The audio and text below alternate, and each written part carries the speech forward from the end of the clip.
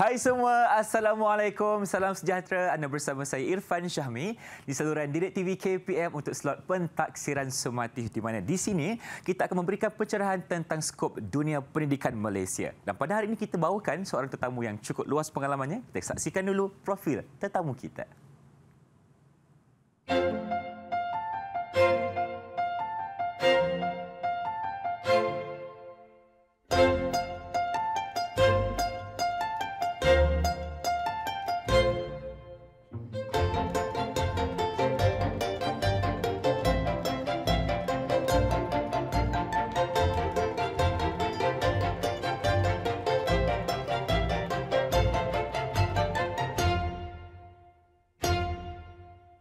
Baiklah penonton semua, untuk hari ini kita akan bersama-sama dengan seorang jurubahasa isyarat Ifam. Perkenalkan, Cikgu Wano Adli Tengah Airlines Wan Ngah dari SMK Ibrahim Fikri, Kuala Nerus, Terengganu. Cikgu, apa khabar, sihat?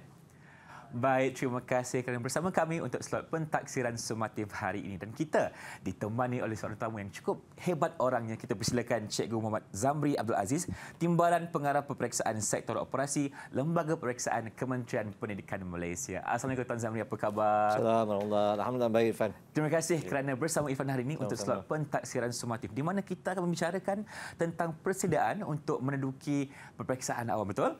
Ya. Jadi tanpa melengahkan masa lagi, jom kita mulakan. Sila. Terima kasih, Irfan. Sama-sama. Assalamualaikum warahmatullahi wabarakatuh.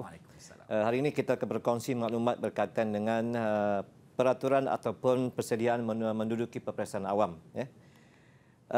Dalam maklumat ini kita akan bahagikan dalam segmen ini kepada dua keadaan, iaitu sebelum hari peperiksaan dan juga semasa hari peperiksaan.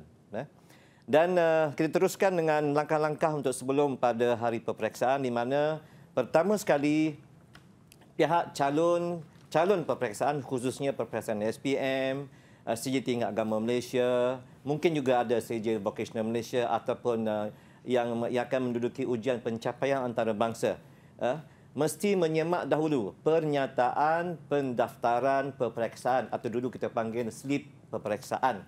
Dan yang ada dalam tu ialah berkaitan dengan nama kita, maklumat diri kita, pusat di mana kita akan menduduki peperiksaan. Juga yang penting sekali ialah kesemua mata pelajaran yang kita daftarkan.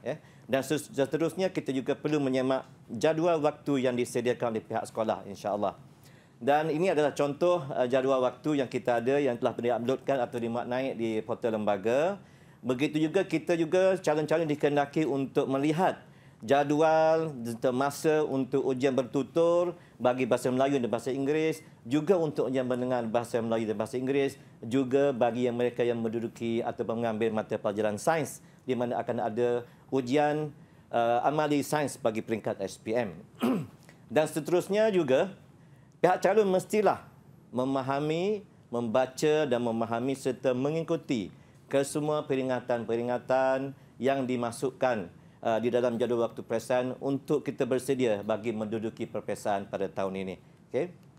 Dan ini adalah contoh borang di mana calon selepas mereka telah pun membaca, memahami kesemua peraturan-peraturan telah pun diberikan dalam jadual waktu peperiksaan itu, mereka perlu menandatangani borang pengakuan calon yang akan diberikan oleh pihak sekolah kepada mereka, dan selepas mereka menandatangani borang ini akan dikumpulkan oleh pihak sekolah untuk dibuat dokumentasi. Dan seterusnya, pihak calon-calon juga mesti bersedia dengan dokumen-dokumen untuk pengenalan diri mereka. Kad pengenalannya, slip peperiksaan tadi, juga alat-alat tulis yang perlu disediakan untuk mereka bersedia bagi menduduki peperiksaan. Dan seterusnya, kita ataupun calon mesti mengenal pasti lokasi. Bagi calon persendirian, mengenal pasti lokasi dan juga pusat peperiksaan yang akan mereka duduki nanti. Bagi calon sekolah tidak ada masalah sebab mereka berada di sekolah masing-masing. Jadi saya rasa itu saja untuk segmen pertama kita ini, Irfan. Baik, terima kasih Tuan Zamri. Saya ada satu soalan. Okay. Contohnya kan, ada calon yang lupa ataupun tidak membawa dokumen pengenalan diri. Apa yang akan berlaku? Okey, terima kasih, Irfan. Soalan yang cukup baik. Sekiranya calon yang terlupa ataupun tertinggal, contohnya kad pengenalan mereka lah. Jadi bagi calon sekolah, mereka boleh terus berjumpa dengan guru bertugas yang telah pun ditugaskan oleh pihak sekolah pada hari berkenan di Dewan Peperiksaan.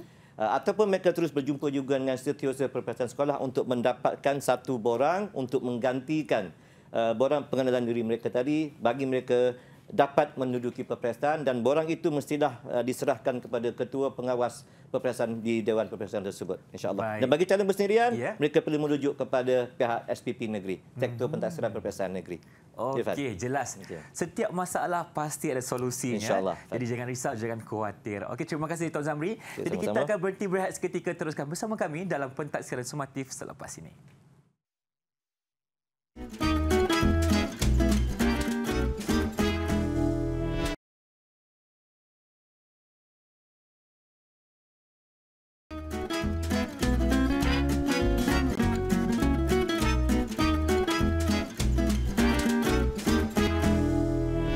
Kembali menyaksikan Pentaksiran Sumatif di DIK TV KPM bersama saya pengacara anda Irfan Syami dan juga Tuan Zamri daripada Lembaga Peperiksaan. Baik, hari ini kita sedang membicarakan tentang persediaan untuk menduduki peperiksaan awam di mana Tuan Zamri akan pecahkan kepada dua, sebelum dan semasa. Apa yang patut kita praktikkan dan apa yang patut kita elak? Silakan.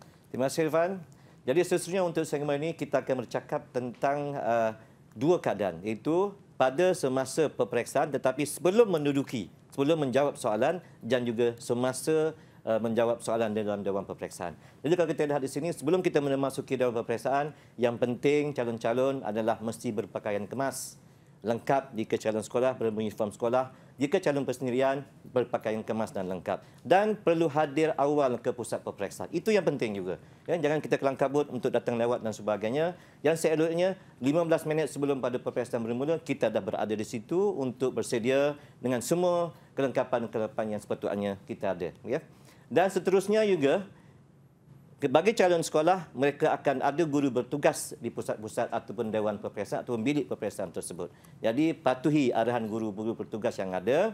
Dan seterusnya, yang penting untuk setiap calon adalah untuk membawa dokumen pengenalan diri, iaitu kita punya kad pengenalan, kita punya pernyataan untuk peperiksaan tadi, dan juga yang penting juga alat tulis untuk kita menjawab semasa peperiksaan dilangsungkan.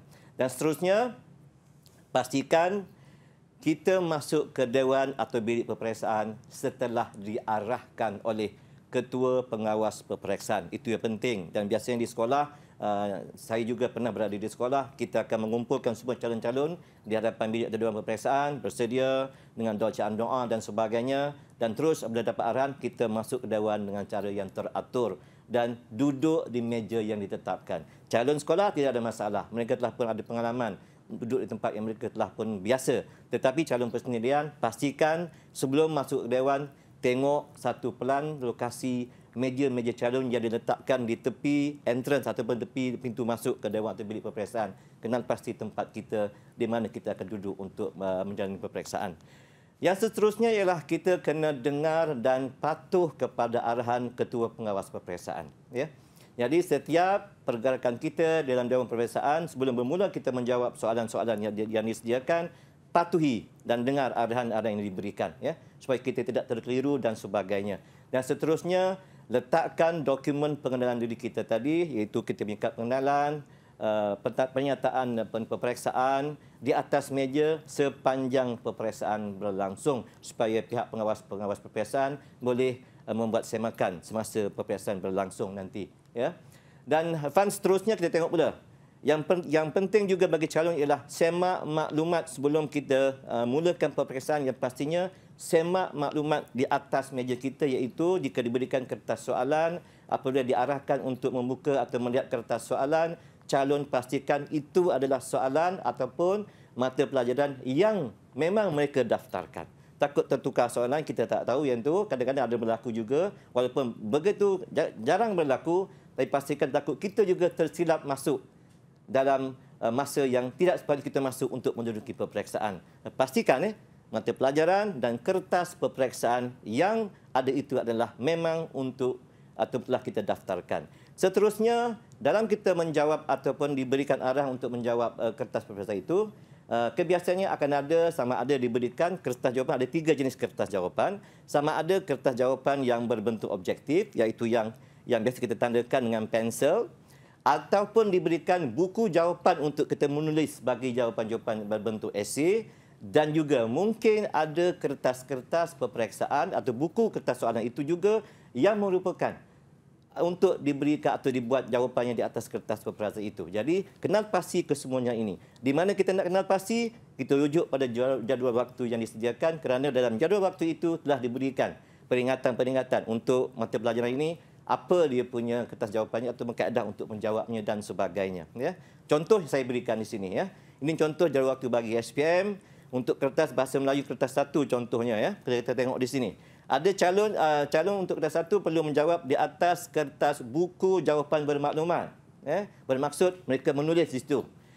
Bagi kertas seni visual, seterusnya menggunakan kertas jawapan objektif bermaklumat. Bermaksud itu adalah kertas jawapan objektif yang ditanda.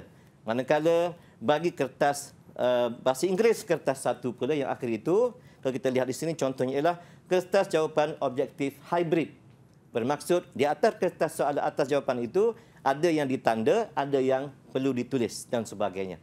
Okey, itu berkaitan dengan kaedah itu untuk menjawab. Seterusnya ialah patuhi tempoh menjawab. Ini adalah satu syarat yang cukup penting bagi calon-calon peperiksaan. Jangan melebihi masa, rancang untuk cara kita menjawab dengan betul, dan dalam masa yang sama, apabila kita telah pun diberi kertas soalan, dibenarkan oleh pihak ketua pengawas peperiksaan untuk menjawab pada masa tersebut, kita tidak dibenarkan untuk keluar dari Dewan Peperiksaan 30 minit pertama apabila kita mula menjawab peperiksaan tersebut. Itu adalah peraturannya. Dan juga 10 minit terakhir apabila kita dah selesai pada akhir 10 minit terakhir sebelum diberikan arahan oleh pihak ketua pengawas untuk berhenti menulis, maka 10 minit terakhir ini juga tidak dibenarkan calon-calon keluar daripada dewan atau bilik peperiksaan. Jadi pastikan sebelum kita masuk dewan itu, kita terus kalau nak ke tandas, teruskan ke tandas dan sebagainya. Maksudnya kita bersedia untuk menduduki peperiksaan pada hari tersebut. Seterusnya kita melihat juga kepada, sekali lagi kita maksudkan sini, mematuhi amaran dan juga larangan di dalam atau di dewan atau bilik peperiksaan. Ini juga adalah satu maklumat yang cukup perlu diberi perhatian oleh pihak calon. Takut kadang-kadang kita terlupa bahawa ada benda-benda ataupun bahan-bahan ataupun peranti yang kita tidak boleh bawa masuk dalam dewan peperiksaan. Contohnya ialah telefon. Ya, itu memang ada diletakkan barang-barang terlarang yang tidak boleh dimasukkan dalam dewan peperiksaan. Jadi di sini rujuklah kepada arahan yang diberikan di pintu masuk peperiksaan, ya, dewan peperiksaan. Dan juga pastikan, nanti kita nak menjawab, pastikan kertas jawapan yang diberikan itu dalam keadaan yang baik. Sekali kita lihat ada koyak ataupun renyuk di mana-mana, terus kita angkat tangan, maklumkan kepada ketua pengawas ataupun pengawas yang berhampiran dengan tempat kita supaya ditukar atau dibuat gantian kepada kertas jawapan yang lain. Ya. Dan untuk yang perkara ke-15, patuhi penggunaan alat tulis. Di sini juga kita perlu merujuk kepada jadual waktu peperiksaan, kerana di situ telah diberikan sekiranya diberikan maklumat sekiranya ada kertas jawapan ataupun paper ataupun kertas-kertas yang perlu menggunakan alat tulis yang spesifik untuk kertas tersebut. Contohnya ialah bagi kertas jawapan objektif mesti menggunakan pensel 2B. Contohnya, kalau kertas matematik yang bertulis perlu menggunakan pen untuk menjawab dalam graf dan sebagainya dan menggunakan alat-alat tertentu, maka pastikan kita membawa alatan tersebut. Dan juga kita masukkan sekali lagi, patuhi arahan ketua pengawas peperiksaan. Kita ulang sekali lagi tentang mematuhi arahan supaya calon-calon semua akan sentiasa beringat dan mengikuti peraturan yang ditetapkan. Dan seterusnya ialah kita nak memastikan skrip jawapan peperiksaan telah dikutip di atas meja kita. Apabila akhir pada peperiksaan, apabila ketua pengawas peperiksaan mengatakan, okey, tamat waktu menjawab, sila letakkan pen ataupun pensel, pastikan kita bersedia untuk menyerahkan kertas jawapan kita, di mana pengawas-pengawas akan datang ke setiap meja untuk mengutip jawapan kita. Dan di sini pastikan kertas jawapan kita dikutip oleh pengawas-pengawas peperiksaan. Ya, itu kena pastikan. Sekiranya tidak ada atau tidak siapa yang datang ke meja kita, kita angkat tangan, maklumkan kepada ketua pengawas. Dan yang seterusnya, kita tidak mengeluarkan barang-barang ataupun dokumen-dokumen ataupun kertas-kertas peperiksaan keluar daripada Dewan Peperiksaan. Ini juga adalah arahan yang akan diberikan oleh pihak Ketua Pengawas Peperiksaan nanti. Jadi yang kita bawa keluar nanti adalah dokumen diri kita dan juga alat tulis yang kita bawa masuk tadi. Okey, itu kena pastikan, ya. Dan seterusnya, kita boleh beredar daripada Dewan Peperiksaan atau bilik peperiksaan setelah diarahkan. Selagi tidak diarahkan oleh Ketua Pengawas Peperiksaan, kita mesti berada di meja kita, di bangku kita, sehinggalah diberikan arahan sebagaimana yang saya maklumkan tadi, dan kita keluar dengan secara yang berhemah, cara yang teratur. Itu adalah yang sepatutnya kita buatlah, ya. Dan akhir sekali, dalam masa kita beredar itu, pastikan kita bawa juga dokumen. Sekali lagi saya ingatkan, bawa juga dokumen-dokumen pengenalan diri kita bersama dengan alat tulis kita tadi, ya. Jadi Irfan, itu sebahagian daripada yang kita kongsi bersama semasa waktu peperiksaan, sebelum menjawab, semasa menjawab dan juga apabila akhir sesi peperiksaan pada hari tersebut. Saya serah kembali kepada Irfan. Baik, terima kasih Tuan Zamri atas penerangan yang cukup menarik berkenaan dengan bagaimana caranya sebelum kita mulakan kertas peperiksaan itu dan selepas kita menjawab kertas soalan. Saya ada soalan, Tuan Zamri. Sekiranya saya merupakan seorang calon yang suka sangat matematik. Ketika itu saya menjawab kertas matematik kertas 1 dan saya menjawab dengan cepat. Saya habis awal, saya nak keluar dewan. Boleh ke tak boleh sebenarnya? Okay. Terima kasih Irfan pada soalan tersebut. Ini pun memang berlaku di Dewan Peperiksaan. Tak sabar nak balik rumah katanya. Ya, yang orang bijak ni, yang hebat. Ya. Apa yang kita boleh buat ialah, calon-calon apabila mereka menjawab, mereka tidak boleh keluar daripada Dewan Peperiksaan selepas setengah jam. Okey. Setengah jam daripada mereka menduduki peperiksaan. Ya. Dan juga mereka juga, saya maklumkan tadi, tidak boleh keluar daripada Dewan Peperiksaan 10 minit terakhir. Walaupun mereka dah habis menjawab, tapi kalau masa itu dah tinggal 9 minit masa untuk berada dalam tempoh menjawab bagi keseluruhan, mereka tidak dibenarkan untuk keluar pada Dewan. Mereka terpaksa tunggu sehinggalah semua rakan-rakan mereka dalam Dewan sama-sama tamat menjawab dan keluar bersama. Betul. Itu yang kita boleh paling buatkan. penting kena ikut ketua pengawas punya arahan. Okey Tuan, Betul, saya satu soalan lagi. Kalau kita tahulah di sekolah memang calon-calon SPM contohnya akan memakai baju sekolah, tetapi untuk calon persendirian ni apakah etika pemakaian yang sesuai untuk mereka? Okey, kalau kita nak pakai baju macam pergi pasar, pergi pusat membeli belah, boleh ke tak boleh sebenarnya? Okey Irfan, terima kasih banyak. Ini pun berlaku di Dewan Peperiksaan. Biasanya kalau masa saya menjadi ketua pengawas dahulu pun, kita terpaksa menasihat kita punya calon-calon persendirian. Okey, untuk calon-calon sekolah, saya setuju dengan Irfan beritahu tadi, mereka akan memakai pakaian biasanya ialah uniform sekolah untuk ke pusat-pusat peperiksaan atau menduduki peperiksaan. Bagi calon-calon persendirian, yang pentingnya mereka berpakaian secara formal, secara yang kita kata tidak rasmi, tetapi sesuai untuk masuk ke Dewan Peperiksaan. Janganlah mereka pergi dengan pakai seluar pendek, berselipar jepun dan sebagainya atau dengan singlet. Sebab itu tidak melambangkan penampilan masyarakat kita. Betul. Jadi pakailah dengan smart, casual pun tak apa, tetapi dapat memberikan ketenangan kepada calon-calon lain yang bersama dengan kita di Dewan Peperiksaan. Iya. Yang paling penting kita amalkan adab sopan dan juga kita amalkan budaya masyarakat kita di Malaysia. Terima kasih Tuan Zamri. Dan kita akan berhenti berehat seketika, teruskan bersama kami dalam Pentaksiran Sumatif. Jangan ke mana-mana.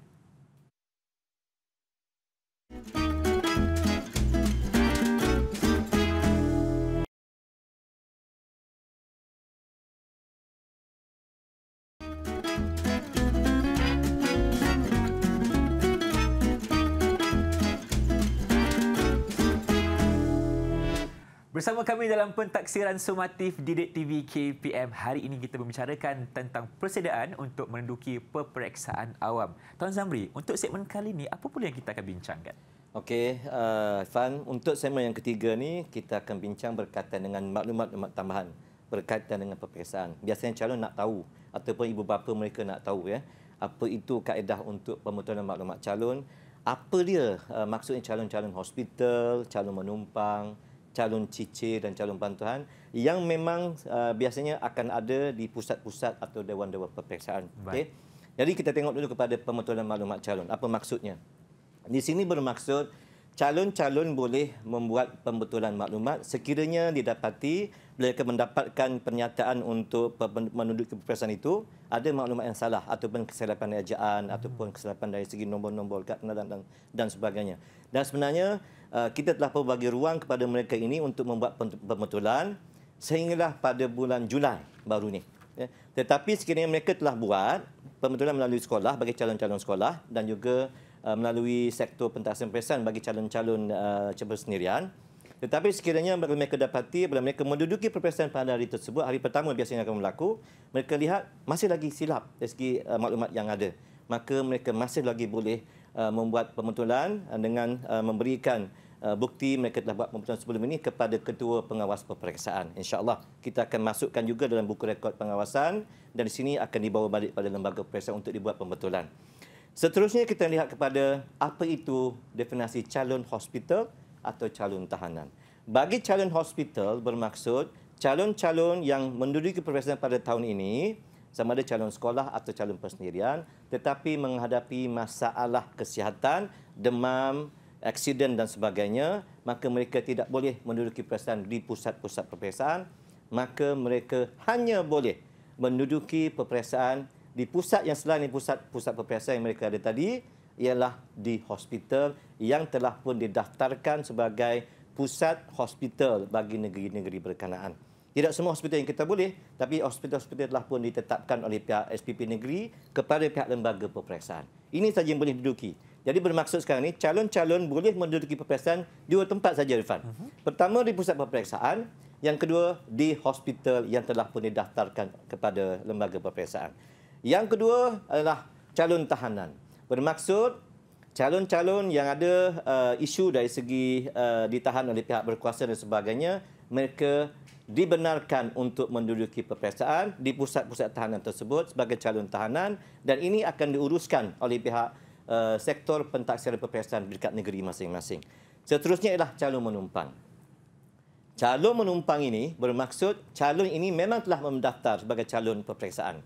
Tetapi mereka tidak dapat menduduki peperiksaan di pusat yang mereka daftar itu. Mungkin ada sebab-sebab tertentu, maka mereka boleh menduduki di pusat mana-mana pusat yang ada, yang berdekatan mungkin, dengan syarat di pusat tersebut ada subjek ataupun mata pelajaran ataupun kertas-kertas peperiksaan yang sesuai atau yang mereka daftarkan.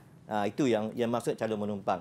Mereka boleh pergi ke pusat tersebut dengan membawa bukti bahawa mereka adalah calon peperiksaan sama ada SPM, stamp atau sebagainya, bawa kepada ketua pengawas peperiksaan di pusat tersebut dan ketua pengawas mengesahkan mereka adalah calon peperiksaan dan mereka boleh menduduki di pusat tersebut sebagai calon menumpang dengan menggunakan maklumat peperiksaan sama ada dari segi maklumat angka giliran dan juga pusat peperiksaan yang asal yang ada dalam pernyataan peperiksaan tersebut. Boleh digunakan dan kehadiran mereka akan dimasukkan dalam e-kehadiran di pusat yang mereka duduki itu untuk sementara itu dengan maklumat yang asal mereka. Seterusnya ialah calon cicir. Calon cicir bermaksud mereka tidak mendaftar, mungkin disebabkan oleh ada beberapa isu-isu teknikal, ataupun mereka telah mendaftar di pusat-pusat peperiksaan ataupun melalui SPP JPM bagi calon persendirian, tetapi maklumat mereka tidak ada dalam pusat tersebut ataupun di dalam maklumat untuk peperiksaan tersebut. Maka di sini mereka boleh terus ke pusat-pusat peperiksaan yang ada untuk mereka duduki sebagai calon cicir. Mereka mesti mendapat kebenaran daripada pihak ketua pengawas peperiksaan di pusat tersebut sekiranya mata pelajaran yang mereka daftarkan itu ada ditawarkan ataupun kertas soalannya ada di pusat tersebut, Irfan. Ya? Dan pihak ketua pengawas peperiksaan pula perlu mendapatkan pengesahan daripada sektor pentaksaan peperiksaan negeri ataupun kepada pegawai-pegawai peperiksaan di peringkat daerah masing-masing atau kepada penyelia-penyelia kawasan mereka untuk memastikan bahawa calon ini memang calon cicir yang tidak ada maklumat sebelum ini disebabkan oleh masalah teknikal dan sebagainya. Jadi dibenarkan mereka menduduki peperiksaan di pusat tersebut. Seterusnya yang akhir sekali untuk digunakan ataupun calon-calon yang biasa ada dalam peperiksaan kita adalah calon bantahan. Bermaksud di sini calon-calon yang mungkin semasa membuat pendaftarannya nak mengambil mata pelajaran, contohnya mata pelajaran prinsip akaun sebagai mata pelajaran elektif. Tetapi didaftarkan pakai prinsip akaun, ada masalah teknikal ataupun dia merasakan dia tak nak ambil paper tu, dia nak tukar daripada paper lain ataupun subjek lain ataupun mata pelajaran lain, maka semasa di pusat peperiksaan, mereka boleh meminta dengan ketua pengawas peperiksaan di pusat tersebut untuk bertukar mata pelajaran kepada mata pelajaran lain walaupun tidak didaftarkan dalam pendaftaran SPM mereka, tapi dengan syarat kertas peperiksaan tersebut ada di pusat tersebut dan mereka mesti membuat proses sebagai calon bantahan yang akan diuruskan oleh pihak ketua pengawas peperiksaan di pusat tersebut. Ya. Dengan syarat, saya ulangi, kertas peperiksaan ataupun mata pelajaran yang mereka nak ambil yang tidak didaftarkan itu ada di pusat tersebut. Itu yang boleh kita buat, ya, Irfan. Ya. Jadi calon-calon dibenarkan. Dengan syarat mereka mengisi borang-borang ataupun adalah dokumen yang perlu mereka isi bersama dengan ketua pengawas peperiksaan. Dalam masa yang sama, mereka juga dikenakan bayaran kerana mengubah mata pelajaran yang mereka telah daftar tapi mereka tak nak ambil, mereka ambil mata pelajaran yang tidak didaftarkan. Jadi itu antara jenis-jenis calon ataupun definisi calon-calon, itu calon hospital, calon menumpang, calon cicir dan calon bantahan yang ada biasanya dalam kita mengendalikan urusan peperiksaan awam ini. Saya serah balik pada Irfan. Baik, terima kasih Tuan Zamri. Cukup jelas penerangannya tentang bagaimana maklumat tambahan ini mampu membantu calon-calon untuk menjalankan peperiksaan awam di masa yang akan datang. Baik, saya ada soalan kepada Tuan sebenarnya. Okay. Contohnya, seorang calon ni, dia tengah jawab soalan peperiksaan, tiba-tiba jatuh sakit. Sampai memerlukan dia masuk ke hospital. Adakah peperiksaan ketika itu dikira dan dia akan dibawa ke hospital atau sebagainya? Okey. Biasanya ada beberapa keadaan, tetapi bagi calon yang sebegini, dia sedang menduduki peperiksaan, dia jatuh sakit dan mungkin dia tidak sadarkan diri, ya, betul. Maka ketua pengawas peperiksaan di pusat berkenaan akan memaklumkan kepada penyuluh kawasan daerah, memaklumkan bahawa ada pelajarnya, ada calonnya yang jatuh sakit dan perlu dibawa. Kalau sebelum itu, kalau kita tengok kalau keadaannya tidak kritikal, mungkin dia dibawa kepada bilik sakit ataupun satu tempat yang lain untuk diberikan masa tambahan untuk mereka menjawab. Tetapi sekiranya calon ini memang tidak boleh menjawab pada masa tersebut, mereka akan dibawa ke hospital yang berdekatan, yang tempat yang telah pun kita kenal pasti. Calon ini kemungkinan besar kita lihat dari segi masa yang ada, mereka dibenarkan untuk menjawab, diberikan masa tambahan bagi kertas tersebut untuk di hospital tersebut, ya. Sehingga pada masa yang dibenarkan untuk tamat tempoh peperiksaan. Okey. Dan kalau dia dah sihat lepas tu, kita bawa kembali ke sekolah, insya-Allah. Betul, Pak. Baik, terima kasih Tuan Zamri. Mungkin sekarang ini Tuan Zamri boleh berikan sedikit rumusan ringkas tentang topik kita. Okey, terima kasih Fan kerana berikan ruang kepada saya. Yang di sini saya mengambil kesempatan sebagai mewakili pihak lembaga peperiksaan, juga mewakili petugas-petugas peperiksaan di seluruh negara, mengucapkan selamat menduduki peperiksaan kepada semua calon peperiksaan SPM, STAM, SVM, ujian pencapaian bahasa antarabangsa, supaya calon-calon semua akan menduduki peperiksaan dalam kesihatan yang baik, mengikut peraturan-peraturan yang ditetapkan dan sentiasa bekerjasama dengan pihak ketua-ketua pengawas di pusat peperiksaan bagi memastikan kita dapat melaksanakan peperiksaan awam ini dengan sempurna. Jadi, terima kasih sekali lagi. Terima kasih memberi ruang kepada kami lembaga peperiksaan bersama dengan Direct TV di sini. Saya serahkan balik kepada Irfan. Baik, terima kasih. Terima kasih kepada Cik Muhammad Zamri Abdul Aziz, Timbalan Pengarah Periksaan Sektor Operasi Lembaga Periksaan KPM, kerana sudi bersama kita berkongsi tentang bagaimana untuk bersiap siaga demi menjalani peperiksaan awam. Dan terima kasih juga kepada Cikgu Wan Nur Adli sebagai jurubahasa isyarat kita. InsyaAllah ada sedikit jumpa lagi. Dengan itu, Assalamualaikum dan salam sejahtera.